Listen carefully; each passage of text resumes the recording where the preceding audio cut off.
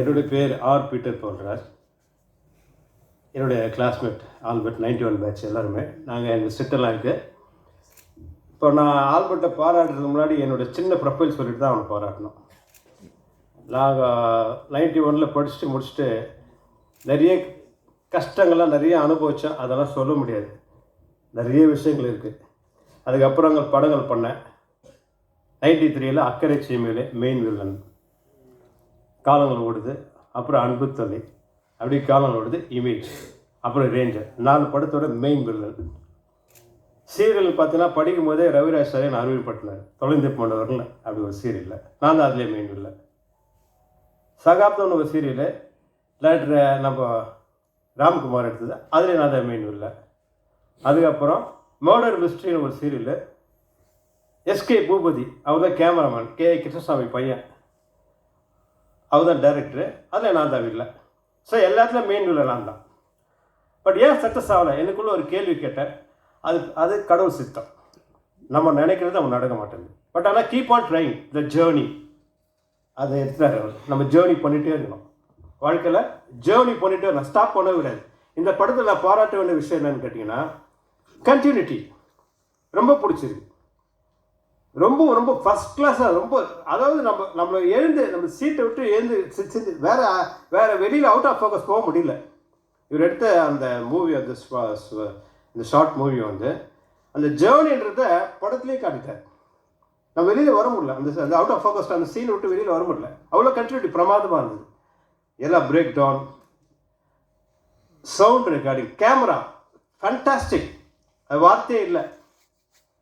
எல்லாமே ஒவ்வொரு scene next move ரொம்ப அழகாக. Mother's love, mother's sentiment, mother's love subject, main theme mother's love. Is it correct? So அது ஆமாம், ஆர்டர்ஸும் அந்த ஃபோட்டோஸ் எக்ஸிபிட் பண்ணியிருப்பார். ஸோ மதர்ஸ் லவ்வோட அழகாக காட்டியிருக்காரு. அது சின்ன ஒரு மினிட்ஸில் அதை காட்டியிருக்காருன்னா மிக மிக அவர் டேலண்டட் இதிலே வெளிப்படுத்திட்டாரு. இன்னும் மேலே ஜேர்னி பண்ணணும், அவர் பல வெற்றி படங்களை அடையணும், கமர்ஷியல் மூவிஸ் அடையணும். இதுதான் என்னுடைய எண்ணங்கள், நோக்கங்கள். நம்ம இதிலே இருந்துடக்கூடாது. நம்ம எதை நோக்கி ஓடணுமோ அதை ஓடிட்டே இருக்கணும். நம்ம எந்த காரணத்தை கொண்டோ நிறைய பேர் நம்ம மைண்ட் டிஸ்ட்ராக்ட் பண்ணுவாங்க, நம்மளுக்குள்ள ஒரு அந்த கான்ஃபிடென்ட் இல்லாமல் போகும். அதெல்லாம் விட்டுடணும். நம்ம எதை நோக்கி ஓடணும், ஓடிட்டே இருக்கணும். கண்டிப்பாக ஒரு நாள் ஜெயிக்கும். சினிமா நம்மளை விடாது. நடுவில் நான் என்ன பண்ணேன், சினிமாவை விட்டுட்டு விலகிட்டேன். என்னுடைய ஸ்மால் ப்ரொஃபைல் சொல்கிறேன் உங்களுக்கு, ஆடியன்ஸ் மத்தியில் ஸ்மால் ஸ்டூடெண்ட்ஸ் இருந்தாலும் ஸ்டூடெண்ட்ஸும் சரி, எங்கள் கிளாஸும் சரி, வாத்தியாரும் சரி, படங்கள் பண்ணி நம்ம படம் நம்மளை விட்டுடுச்சு, கை விட்டுடுச்சு சொல்லிட்டு நான் அட்வொகேட் ஆகிட்டேன், ஹைகோர்ட் அட்வொகேட் ஆகிட்டேன். ஆமாம், ஹைகோர்ட் அட்வொகேட்டாக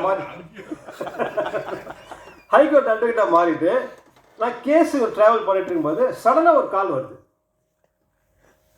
என் கூட சுற்றிட்டு சேலம் ரமேஷ் என்னோட கிளாஸ்மேட்ஸ் இருக்கான், அவனோட ஃப்ரெண்டு பாலன் ஒருத்தன். அண்ணா எப்படின்னா இருக்கீங்கண்ணா? நல்லா இருக்கும்பா, சொல்லுப்பா அப்படின்னு. இல்லைண்ணா, என்னடா நீங்கள் சினிமா விட்டுட்டு போயிட்டீங்க?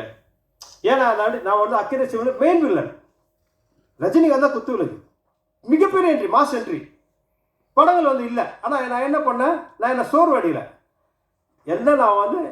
நான் நிறுத்திவிட்டேன், என்னோடய ஸ்டாண்டில் நான் இருந்தேன்.